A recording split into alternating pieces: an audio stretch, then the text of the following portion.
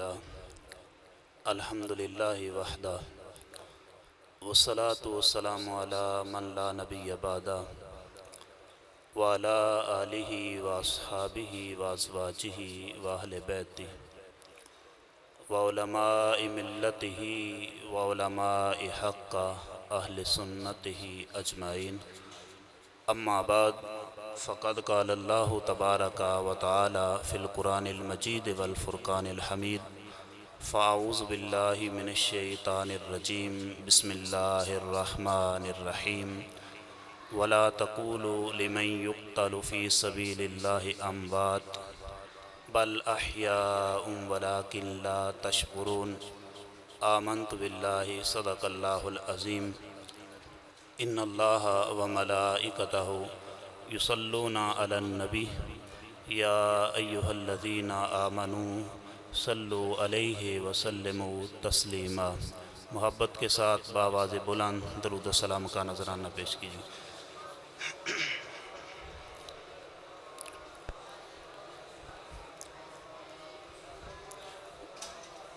الصلاۃ والسلام علیک یا سیدی یا رسول اللہ وعلی آلک واصحابک یا سیدی یا حبیب اللہ۔ یا حسین ابن علی تیرا زمانہ یاد ہے، یا حسین ابن علی تیرا زمانہ یاد ہے، چھوڑ کر طیبہ تیرا کربل کو جانا یاد ہے۔ نسبت تیری قرآن سے، نسبت تیری قرآن سے اور ہے نعت کے قرآن تو، چڑھ کے نیزے پر تیرا قرآن سنانا یاد ہے۔ یا حسین ابن علی تیرا زمانہ یاد ہے، چھوڑ کر طیبہ تیرا کربل کو جانا یاد ہے۔ اللہ جل جلالہ کی حمد و ثنا کے بعد حضور نبی مکرم شفیع معظم رحمت دو عالم امام الانبیاء حبیب کبریا احمد مجتبی جناب حضرت محمد مصطفیٰ صلی اللہ تعالی علیہ وآلہ وبارک وسلم کے حضور ہدیہ عقیدت درود و سلام کا نذرانہ عرض کرنے کے بعد آج کی یہ بابرکت سالانہ محفل پاک بسلسلہ شہادت امام حسین رضی اللہ تعالی عنہ کے حوالہ سے منعقد ہے۔ بارگاہ رب العزت میں بقلب سمیم دعا ہے باری تعالی اس کے جملہ معاونین بالخصوص مجاہد اہل سنت عزت مآب جناب محمد سیف اللہ قادری صاحب، ان کے دیگر رفقاء جنہوں نے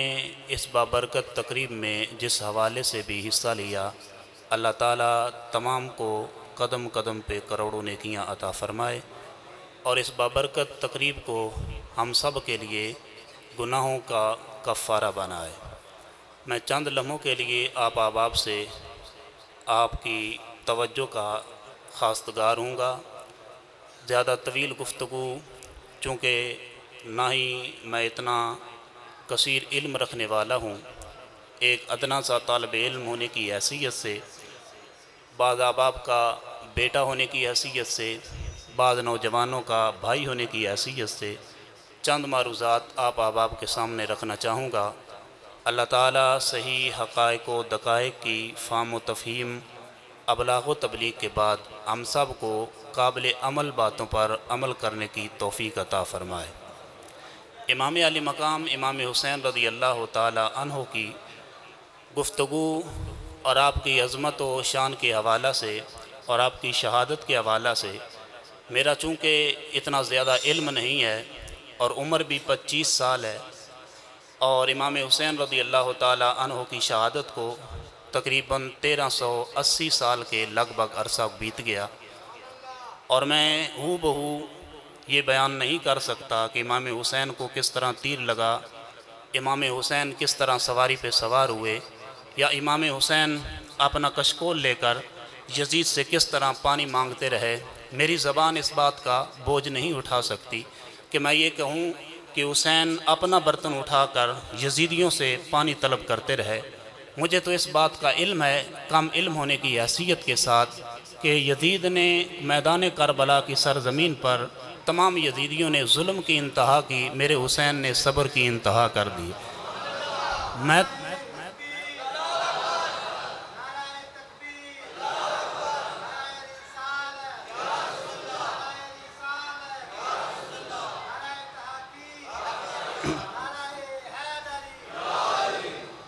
میں اپنی گفتگو ان جملے سے شروع کرنے والا ہوں، پیچھے سے تمام گفتگو چھوڑ کر اس لمحے سے شروع کرنے والا ہوں کہ حضرت امام علی مقام امام حسین رضی اللہ تعالی عنہ کے پاس کس طرح یزید کا پیغام آیا اور آپ نے جوابی طور پر یزید کو کیا پیغام دیا۔ سن 60 ہجری کے اندر حضرت امیر معاویہ رضی اللہ تعالی عنہ کا انتقال ہوا اور یہ یزید تخت نشین ہوتا ہے، اور اس نے اپنے اطراف کے اندر اپنی بیعت لینے کے خطوط بھیجے، اور لوگوں نے یزید کے ہاتھ کے اوپر بیعت بھی کی، اور اس نے چاہا کہ آل مدینہ کی بیعت بھی میں چاہوں اور آل مدینہ بھی میرے ہاتھ پہ بیعت کریں۔ اس وقت مدینہ کا والی تھا جس کا نام تھا ولید بن عتبہ، ان کی طرف اس نے خط روانہ کیا، کہا کہ میں آل مدینہ کی بیعت چاہتا ہوں، اور آل مدینہ پکے مومن ہیں، اس وقت تک بیعت نہیں کریں گے جب تک حضرت عبداللہ ابن زبیر اور حضرت حسین ابن علی جیسی شخصیات میرے ہاتھ پہ بیعت نہیں کرتی۔ لہذا ان شخصیات کو اپنے دربار پہ بلا کر میری بیعت کا کہو، اگر یہ افراد میری بیعت کر لیتے ہیں تو آل مدینہ کے پاس کوئی راستہ نہیں سوائے اس کے کہ وہ میں یزید کے ہاتھ پہ بیعت کریں۔ یہ خط جب ولید بن عتبہ کے پاس آتا ہے تو ولید بن عتبہ اہل بیت کے ساتھ محبت کرنے والا تھا، وہ جانتا تھا کہ یہ وہ حسین ہے کہ جس حسین کو میرے نبی نے کندھوں کے اوپر اٹھا کر سواری کروائی ہے، وہ جانتا تھا یہ حسین وہ حسین ہے کہ جس کو نبی نے جنتی جوانوں کا سردار قرار دیا ہے، وہ جانتا تھا یہ حسین وہ حسین ہے کہ جس کے بارے میں حضور نے فرمایا حسین مجھ سے ہے اور میں حسین سے ہوں۔ اس نے کہا کہ میری زبان یہ بوجھ تو نہیں برداشت کرتی کہ میں حسین کو کہوں کہ یزید کے ہاتھ پہ بیعت کرو، لیکن میں پیغام بھیجتا ہوں امام حسین کا جواب چاہنے کے لیے۔ حضرت امام حسین رضی اللہ تعالی عنہ کی طرف ولید بن عتبہ نے پیغام بھیجا کہ آپ تشریف لائیے میرے دربار کے اندر۔ حضرت امام علی مقام کے ہاں پیغام پہنچتا ہے۔ حضرت امام علی مقام اس وقت مسجد نبوی کے اندر اپنے چند رفقا سمیت تشریف فرما ہے۔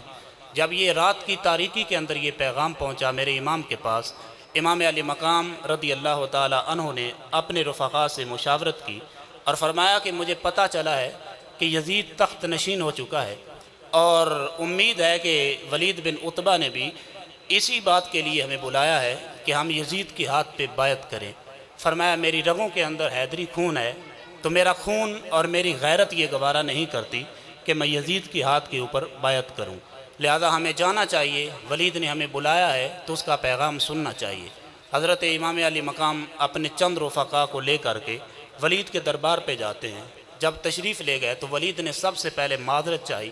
کہ میرا حق بنتا تھا کہ میں آپ کے سامنے حاضر ہو کر جو معروضات پیش کر سکتا، لیکن چونکہ یزید کا حکم یہ تھا کہ امام حسین کو اپنے دربار کے اندر بلا کر یہ خط پیش کرنا ہے، تو لہذا میں معذرت چاہتا ہوں جو میں نے آپ کو تکلیف دی، اور اس کے بعد جو یزید نے میرے ہاں خط بھیجا ہے میں اس کو پڑھ کر سنانے کے لائق نہیں ہے، اور نہ ہی میں اس کی جسارت کرتا ہوں کہ وہ خط پڑھ کر آپ کو سناؤں، لیکن یہ خط ہے، مہربانی فرمائیے اس کو ملاحظہ فرمائیے۔ حضرت امام علی مقام کی بارگاہ میں جب وہ خط پیش آیا تو اس کے اوپر پہلی سطور کے اوپر لکھا تھا کہ حضرت امیر معاویہ رضی اللہ تعالی عنہ کا وصال ہو چکا ہے۔ جب حضرت امیر معاویہ رضی اللہ تعالی عنہ کے وصال کی خبر سنی تو حضرت امام علی مقام رضی اللہ تعالی عنہ نے انا للہ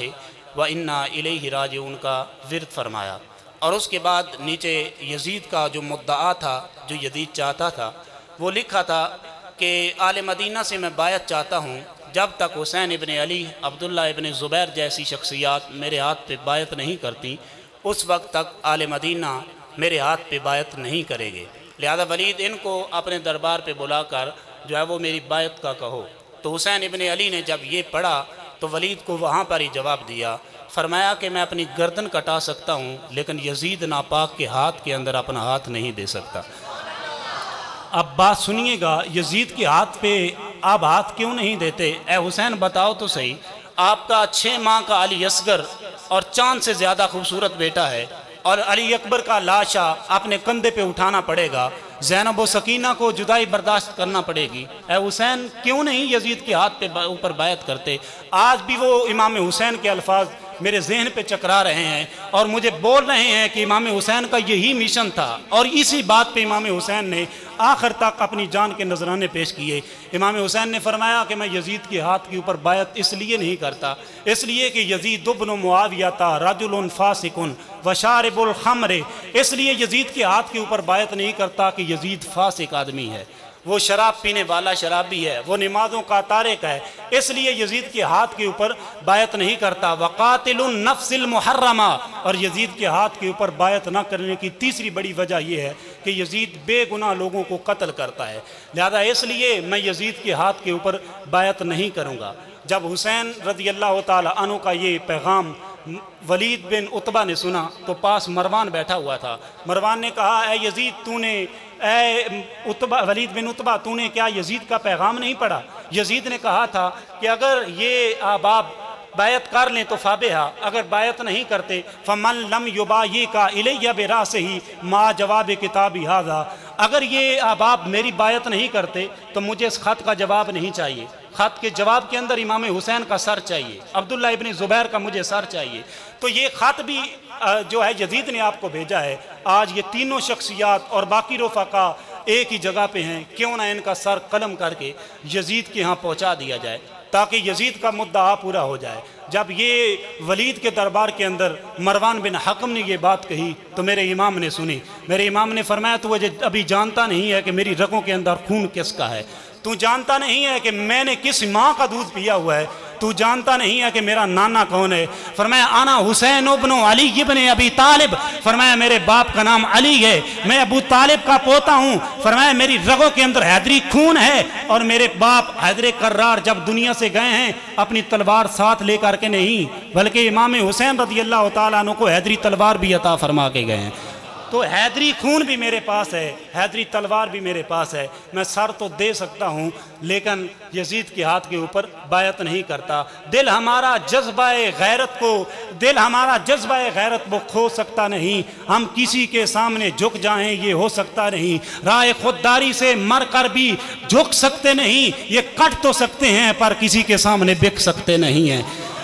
فرمایا ہم گردنیں دے سکتے ہیں لیکن حسین ابن علی یزید فاسق فاجر شرابی کے ہاتھ کے اوپر بیعت نہیں کر سکتا۔ امام علی مقام کے یہی جملے تھے جن جملوں نے کربلا تک پہنچایا، اور یہی جملے تھے جن جملوں پہ امام علی مقام نے پہرا دیا، پھر علی اصغر کو قربان کرنا پڑا، پھر علی اکبر کو قربان کرنا پڑا، پھر اپنے بھانجوں کو قربان کرنا پڑا، اپنے بھتیجوں کو قربان کرنا پڑا۔ حضرت امام علی مقام اسی اپنے مدعا پہ پہرا دینے کے لیے امام علی مقام جان گئے کہ اب یزید اور کچھ نہیں چاہتا، ہمارے خون کا پیاسا ہے۔ تو امام علی مقام نے یہ چاہا کہ مدینہ طیبہ کے اندر بلا وجہ لوگوں کا خون نہ بہایا جائے۔ حضرت امام علی مقام کو بالآخر مدینہ چھوڑنا پڑا۔ آج یار 15ویں صدی کے اندر مدینے کی محبت، مدینے کا پیار مومن کے دل کے اندر اتنا ہوتا ہے کہ وہ مجھے اور آپ کو اندازہ نہیں ہوگا۔ اس حاجی سے پوچھو جو مدینہ طیبہ میں حاضری دیتا ہے لیکن جب واپس آنے لگتا ہے تو قدم کتنے بوجھل ہوتے ہیں۔ خدا کی قسم ہم نے لوگوں کو چیخیں مارتے ہوئے دیکھا ہے جو مدینہ کی جدائی میں چیخیں مارتے ہیں اور روتے ہیں کہ مدینہ سے ہماری جدائی ہو رہی ہے، لیکن یہ ہمارا ایک رشتہ ہے نبی سے، اس لیے میری الفت مدینے سے یوں ہی نہیں، میرے آقا کا روزہ مدینے میں ہے۔ ہمیں تو الفت اس لیے ہے کہ ہمارے نبی کا روزہ مدینے کے اندر ہے، ہمیں نبی کی نسبت کی وجہ سے مدینے سے پیار ہے۔ لیکن امام علی مقام کی فقط ایک نسبت نہیں ہے، امام علی مقام کا نانا بھی وہاں پہ ہے، امام علی مقام کی اماں حضرت فاطمہ الزہرا بھی وہاں پہ ہے، حضرت حسن ابن علی ابن ابی طالب وہ بھی وہاں پہ ہیں، وہاں پر سارے رشتہ دار ہیں، وہاں پر مکہ مدینہ طیبہ کی سرسبز و شاداب ماحول کے اندر حضرت امام علی مقام نے پرورش پائی، اور اس کو چھوڑنا کتنا مشکل ہوگا۔ لیکن امام علی مقام نے یہ چاہا میرے محبوب کا شہر کا تقدس جو ہے وہ پامال نہ ہو، بالآخر مدینہ چھوڑنا پڑا۔ مکہ طیبہ کے اندر تشریف لاتے ہیں، مکہ طیبہ کے اندر تشریف لانے کے بعد امام علی مقام کے پاس 150 سے زیادہ عرضیاں آئیں کوفہ کی طرف سے، اے امام علی مقام کوفہ میں تشریف لائیں، ہم آپ کے ہاتھ پہ بیعت کرتے ہیں۔ اگر آپ آج بیعت نہیں لیں گے تو کل قیامت کے دن ہم آپ کے نانا سے شکایت کر سکتے ہیں کہ ہم تو حسین سے کہتے رہے کہ حسین تشریف لائیں، ہم بیعت کریں تاکہ یزید کے فسق سے بچ جائیں، یزید شریر ہے اس کے شر سے محفوظ ہو جائیں، لیکن آپ کا نواسہ اپنا خاندان بچا کے مدینہ میں بیٹھ گیا یا مکہ میں بیٹھ گیا۔ اے حسین ہم شکایت کریں گے اگر آپ تشریف نہیں لائیں گے۔ امام علی مقام امام حسین رضی اللہ تعالی عنہ نے اپنا نمائندہ بنا کر حضرت مسلم بن عقیل کو کوفہ کی طرف روانہ کیا۔ حضرت مسلم بن عقیل جب کوفہ میں تشریف لاتے ہیں امام علی مقام کے نمائندے بن کر، تو حضرت مسلم بن عقیل کے ہاتھوں کے اوپر لوگوں نے دھڑا دھڑ بیعت شروع کر دی، یہاں تک کہ ایک دن کے اندر 12,000 لوگوں نے مسلم بن عقیل کے ہاتھوں کے اوپر بیعت کی ہے۔ اور مسلم بن عقیل نے جب لوگوں کا یہ کھچاؤ امام حسین کی طرف دیکھا، امام حسین کے ساتھ لگن اور محبت دیکھی، تو امام حسین کی طرف خط روانہ کیا اور کہا اے امام حسین تشریف لائیے، یہ واقعتاً نہیں آپ سے محبت کرتے ہیں اور واقعتاً نہیں آپ کی بیعت چاہتے ہیں، آپ تشریف لائیں۔ حضرت امام علی مقام کی طرف خط روانہ کیا، اور اس وقت جو کوفہ کا گورنر تھا اس کا نام تھا نعمان بن بشیر، یہ صحابی رسول ہیں اور یہ بھی اہل بیت کے ساتھ محبت کرنے والا تھا۔ جب اس نے دیکھا کہ مسلم بن عقیل کے ہاتھوں کے اوپر لوگ بیعت کر رہے ہیں، اس نے کوفیوں کو روکا نہیں ہے، کیوں؟ اس لیے کہ صحابی رسول تھا، اور کبھی ایسا نہیں ہوتا، اور یہ میں مانتا ہی نہیں بات، کوئی صحابی رسول ہو اور دل کے اندر نبی کی اہل بیت کا بغض ہو اور ہو بھی صحابی، یہ ممکن ہی نہیں ہے۔ ہر صحابی نبی کی اہل بیت کے ساتھ محبت کرنے والا ہے، اور نعمان بن بشیر نے لوگوں کو روکا نہیں ہے۔ تاریخ کی اوراق سے آپ کو نہیں ملے گا کہ مسلم بن عقیل کی بیعت سے روکا ہوگا، لیکن حضرت نعمان بن بشیر نے روکا نہیں۔ تو جب اس نے حضرت نعمان بن بشیر نے بیعت سے نہ لوگوں کو روکا، تو جو یزید کے کارندے کوفہ کے اندر رہنے والے تھے انہوں نے یزید کو پیغام بھیجا، اے یزید مسلم بن عقیل آئے ہیں اور لوگوں نے ان کے ہاتھوں پہ بیعت شروع کر دی ہے، یہاں تک کہ ایک دن کے اندر 12,000 لوگوں نے بیعت کی ہے۔ تو اس طرح کریں، نعمان بن بشیر ان کو روک نہیں رہے، آپ کوفہ کا گورنر تبدیل کر دیں۔ نعمان بن بشیر کو جو ہے وہ معزول کر دیا یزید نے، اور ابن زیاد جو بصرہ کا گورنر تھا وہاں سے بلا کر کے اس کو کوفہ کے جو ہے گورنر کا عہدہ دے دیا۔ جب یہ کوفہ میں آنے لگا تو اس نے سوچا کہ مسلم بن عقیل نے جو پیغام دیا ہے امام حسین کو، ان قریب امام حسین بھی کوفہ میں تشریف لائیں گے، اگر میں اسی حالت کے اندر ابن زیاد بن کر ہی کوفہ میں داخل ہوں گا تو کوفی لوگ چونکہ امام حسین کی محبت کے اندر مگن ہیں، کہیں ایسا نہ ہو کہ میرے اوپر حملہ کر دیں اور مجھے قتل کر دیں۔ اس نے ایک تدبیر سوچی، مقام قادسیہ پہ اپنی فوج کو چھوڑ دیا اور ایک حجازی لباس پہن لیا، اور جو رستہ مکہ طیبہ سے کوفہ کی طرف آتا تھا اس رستے سے داخل ہو کر کوفہ کے اندر داخل ہو گیا اور رات کے سناٹے کے اندر داخل ہوا تاکہ مجھے کوئی پہچان نہ پائے۔ پردہ کیا ہوا ہے، حجازی لباس پہنا ہوا ہے۔ جب یہ کوفہ کے بازار میں داخل ہوا تو اس وقت لوگوں نے سمجھا کہ شاید حسین ابن علی تشریف لا چکے ہیں۔ مرحبا کے ساتھ، عزت و آفرین کے نعروں کے ساتھ آپ کا استقبال کیا گیا، لیکن جانتے نہیں تھے کہ یہ ابن زیاد ہے۔ اسی پس پردہ امام حسین ابن زیاد کو امام حسین سمجھتے ہوئے امام حسین کو مرحبا یا ابن رسول اللہ کے نعروں کے ساتھ آپ کا استقبال کیا گیا۔ جب ابن زیاد گورنر ہاؤس میں پہنچتا ہے تو پتہ چلا کہ یہ تو امام حسین نہیں تھے، یہ ابن زیاد تھا۔ لوگوں کو پتہ چلا، کف افسوس ملتے رہے، رات گزر گئی۔ صبح اس ابن زیاد نے لوگوں کو بلایا، کہا جنہوں نے مسلم بن عقیل کے ہاتھ کے اوپر بیعت کی ہے وہ فوراً دستبردار ہو جائیں، اگر وہ بیعت سے دستبردار نہیں ہوگے تو خانہ جنگی ہوگی، پھر میں لوگوں کو قتل کر دوں گا، اور یزید کا یہی پیغام لے کر میں آیا ہوں۔ اگر تم اس سے دستبردار نہیں ہوتے، امام حسین کی بیعت کا ارادہ ترک نہیں کرتے، امام حسین کی بیعت کا ارادہ چھوڑتے نہیں ہو، تو پھر خانہ جنگی ہوگی، حالات بڑے خراب ہوں گے۔ اور کچھ لوگوں کو گرفتار کر لیا۔ حضرت امام مسلم بن عقیل رضی اللہ تعالی عنہ کو جب پتہ چلا تو آپ نے اپنے رفقا کو بلایا، یہاں تک کہ یکدم 40,000 لوگ گورنر ہاؤس کے ارد گرد جمع ہو گئے۔ اب وقت قریب تھا کہ مسلم بن عقیل اگر اشارہ کر دیتے تو گورنر ہاؤس کو ملیا میٹ کر دیا جاتا اور ابن زیاد کی گردن کو اتار دیا جاتا، لیکن امام مسلم بن عقیل نے فرمایا کہ میرا مقصد خون خرابی کرنا نہیں ہے، میرا مقصد قتال کرنا نہیں ہے، میرا مقصد یہ ہے کہ میں نانے کے دین کے لیے آیا ہوں اور اپنے نانے کے نواسے کا قاصد بن کر آیا ہوں اور ان کا جو ہے وہ رفیق بن کر آیا ہوں۔ میں چاہتا ہوں کہ صلح کے ساتھ یہ معاملہ طے پا جائے۔ امام مسلم بن عقیل نے جنگ کا اشارہ نہیں کیا، یہاں تک کہ ابن زیاد نے جو گرفتار کیے ہوئے تھے لوگ ان کو کہا کہ آپ ایسا کرو کہ اس مکان کی چھت کے اوپر چڑھ کر اعلان کر دو اور اپنے چاہنے والوں کو کہو کہ اپنے گھروں کی طرف واپس لوٹ جاؤ، اگر گھروں کو نہیں لوٹو گے تو ہمیں اس نے چونکہ گرفتار کیا ہوا ہے تو لہذا یہ ہمارا خون بہا دے گا، ہمیں قتل کر دے گا۔ جب یہ اعلان کیا گیا تو کچھ لوگ جو گرفتار ہونے والے لوگوں کے رشتہ دار تھے انہوں نے مسلم بن عقیل کی سنگت کو چھوڑ دیا، اور پھر حضرت مسلم بن عقیل پہ ایک وقت ایسا آیا تھا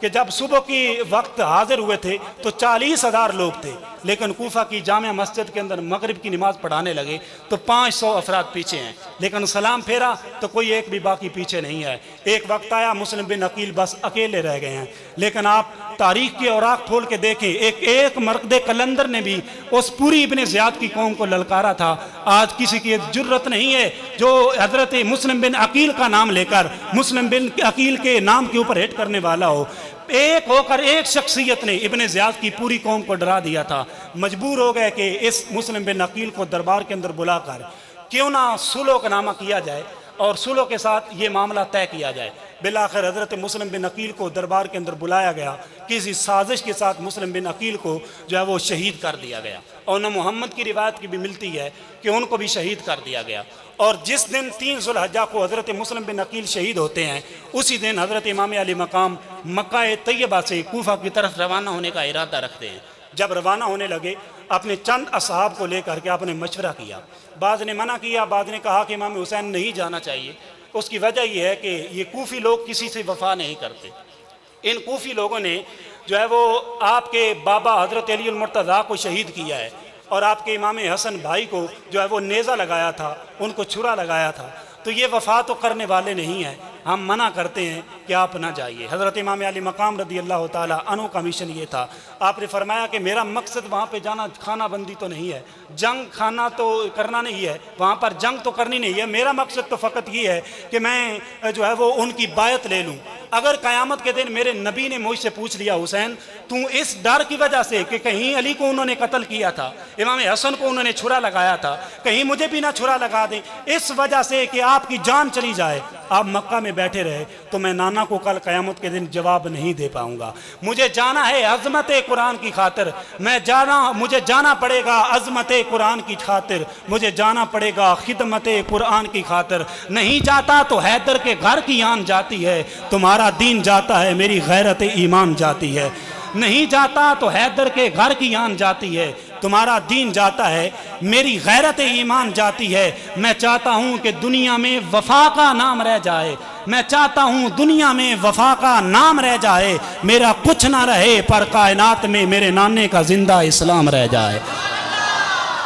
امام علی مقام امام حسین اسلام کی بقا کے لیے پھر مکہ طیبہ سے روانہ ہوتے ہیں کوفہ کی طرف۔ بعض ایک منزل پر امام مسلم بن عقیل کی شہادت کی بھی خبر مل گئی، لیکن حضرت مسلم بن عقیل کی شہادت سن کر امام علی مقام نے اپنے قافلے کو روکا نہیں ہے، امام علی مقام کربلا کی طرف بڑھ رہے ہیں۔ کربلا کے میدان پر امام علی مقام نے جو پھر کردار ادا کیا اور کس طرح قربانیاں پیش کیں، علی اصغر کو قربان کیا اپنے ہاتھوں کے اوپر، لیکن شکوہ نہیں ہے، زبان کے اوپر یہی کہا اللہم ردن بقضائک، مالک میں تیری رضا پہ راضی ہوں۔ علی اکبر کی لاش کو کندھوں کے اوپر اٹھایا ہے۔ میرے بھائی مجھے بتاؤ علی اکبر کی لاش کو کندھے کے اوپر اٹھا کر، اور یہ 18 سال کا نوجوان ہے، آج کسی کا بیٹا 18 سال کا فوت ہو جائے تو باپ سے پوچھو اس کی کیفیت کیا ہوتی ہے۔ یار 3 بندے ہوتے ہیں جو کندھا دینے والے ہوتے ہیں، پھر بھی پاؤں کے اوپر زور نہیں پڑتا، لیکن امام علی مقام امام حسین نے علی اکبر کی لاش کو اٹھایا ہے۔ تاریخ کا کوئی ورق ثابت کرے، کوئی پھٹی پرانی کتاب سے ثابت کر دو میرے حسین کے قدم ڈگمگائے ہوں۔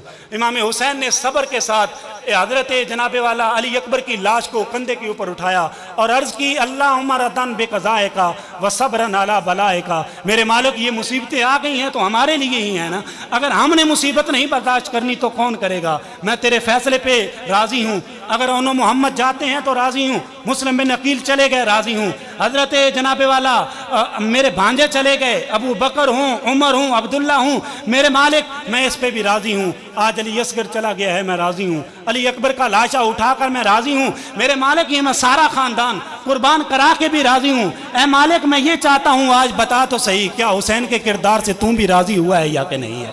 میں نے تو خاندان قربان کرنا تھا، میں نے تو قربان کر دیا، اے اللہ بتا میری منشا پہ تو اپنی منشا رکھتا ہے یا کہ نہیں؟ میں حسین تو تیری منشا کے اندر اپنی منشا رکھتا ہوں، تیری رضا کے اندر اپنی رضا رکھتا ہوں، میں حسین تیری رضا کے اندر راضی تھا، اسی لیے تو اکبر دیا، اسی لیے تو علی اصغر دیا، اسی لیے تو بھوک اور پیاس برداشت کرنا پڑی۔ یار یہ کردار ادا کیا امام حسین رضی اللہ تعالیٰ عنہ نے۔ یہاں پر میں اپنی بات کو اختتام کی طرف لے جا رہا ہوں اور بیچ سے بڑی گفتگو چھوڑ کر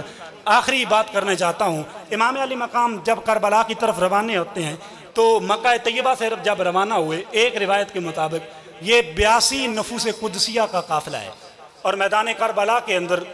جو جنگ کرنے والے افراد ہیں ان کی تعداد تقریباً 72 علماء اکرام نے، مورخین اکرام نے لکھی ہے۔ اب مجھے بتاؤ 72 کا مقابلہ کتنے لوگوں سے ہو سکتا ہے؟ 72 بھی بڑے ہوتے ہیں، 72 کے مقابلے میں 150 بھی بڑا ہوتا ہے کہ ایک کے مقابلے میں 2 آ جائیں، لیکن 72 کے مقابلے کے اندر 22,000 کا لشکر جرار آتا ہے۔ اور ایک روایت میں یہ بھی آیا ہے عمر بن سعد جب 22,000 کا لشکر جرار لے کر امام حسین کے مقابلے میں آتا ہے اور یزید کو خط بھی لکھتا ہے اور کہتا ہے یزید مجھے لگتا ہے ایسا ہے کہ حسین کے مقابلے کے اندر یہ 22,000 کا لشکر بھی تھوڑا ہے۔ اور یزید نے کہا عمر بن سعد تو دیکھتا نہیں کتنا بڑا لشکر ہے، ادھر 72 افراد ہیں اور 22,000 کا لشکر جرار میں نے دیا ہے۔ مجھے پتا تھا بدر کے اندر میں اندازہ کر چکا ہوں یہ 313 افراد تھے اور 1,000 کے مقابلے میں نکلے تھے، اور 1,000 کے اندر سے 70 لوگوں کو انہوں نے قتل بھی کیا تھا اور 70 لوگوں کو گرفتار بھی کر لیا تھا۔ میں ان کا تجربہ رکھتا ہوں، اسی لیے تو 22,000 کا لشکر جرار تجھے دیا ہے اور ان کے ساتھ مقابلہ کر۔ عمر بن سعد نے جملے کہے تھے امام علی مقام کی عظمت کو کروڑوں سلام۔ عمر بن سعد نے کہا یزید تو جانتا نہیں ہے کہ یہ 72 نفوس قدسیہ ہیں اور مقابلے کے لیے 22,000 کا لشکر جرار ہے۔ اگر عرب کے اندر رہنے والے بڑے سے بڑے پہلوان کے ساتھ بھی مقابلہ ہوتا تو ایک کے مقابلے میں 2 بھی ہوتے تو میں بڑا کہہ سکتا تھا کہ بڑا لشکر جرار تو نے دیا ہے، لیکن آگے سے مقابلہ کسی پہلوان عام کے ساتھ نہیں ہے، آگے سے مقابلہ بھی تو حسین ابن علی کے ساتھ ہے نا، آگے سے مقابلہ بھی اس جو ہے وہ مرد کلندر کے ساتھ ہے جس کے باپ کی یہ عزت ہے کہ ایک ہاتھ کے ساتھ خیبر کا دروازہ اکھاڑ دیتا ہے، اور وہ دروازہ جس کو 70 آدمی ہلا نہیں سکتے تھے وہ علی المرتضیٰ ہے کہ جس نے ایک ہاتھ کے ساتھ خیبر کا دروازہ اکھاڑ کے رکھ دیا۔ مقابلے میں آنے والا وہی حسین ابن علی ہے نا، اس کا مقابلہ کرنا آسان تو نہیں ہے۔ 22,000 کے لشکر جرار کے سامنے امام حسین رضی اللہ تعالیٰ عنہ نے جو مقابلہ کیا، جو جرت اور استقامت کے ساتھ امام علی مقام نے وہاں پر جو ہے شجر اسلام بوئے اور شجر اسلام کو پائے تکمیل تک پہنچایا، کائنات کے اندر اس کی کوئی مثال نہیں ہے۔ میرے ذہن کے اندر یہ سوال آیا کہ اے اللہ 72 جو افراد کے سامنے 22,000 کے افراد کے لشکر جرار کا کوئی مقابلہ تو نہیں ہے، یہ کیسے ان کا آمنا سامنا ہوا؟ اور انہوں نے 22,000 کا لشکر جرار کیوں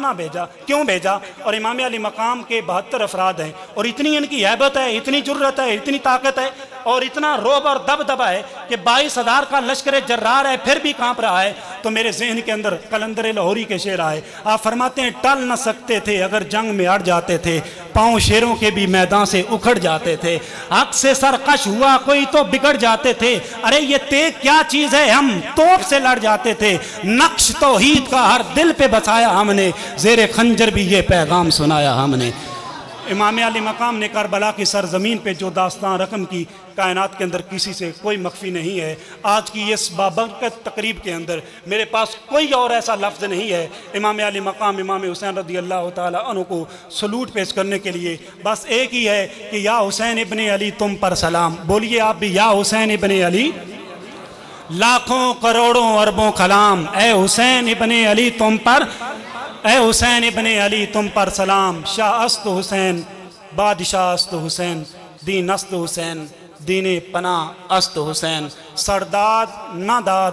دست در دست یزید، حقا کے بنا لا الہ است حسین۔ اللہ تعالیٰ میری اگر گفتگو کے اندر کوئی دانستہ غیر دانستہ لفظی مان میں غلطی ہوئی تو اس کو معاف فرمائے، اگر کوئی عجیب و غریب بات ہوئی تو وہ میری اپنی طرف سے ہے، اگر کوئی حق کی بات آپ کو سمجھ آئی تو وہ معاذ اللہ تعالیٰ کے فضل کے ساتھ ہے اور اس کا تعلق اللہ تعالیٰ کے کرم کے ساتھ ہے۔ اللہ تعالیٰ آپ کا اور میرا حامی و ناصر ہو، اور اس بابرکت تقریب کے جملہ معاونین کو میں مبارکباد پیش کرتا ہوں اور شکریہ ادا کرتا ہوں ان جو نوجوانان اہل سنت کا جنہوں نے سال ہا سال سے اس بابرکت تقریب میں جس حوالے سے بھی حصہ لیا۔ اللہ تعالیٰ ان کو دن دگنی رات چگنی کروڑوں اربوں خربوں ترقیوں کے ساتھ مالا مال فرمائے۔ وما علینا الا البلاغ۔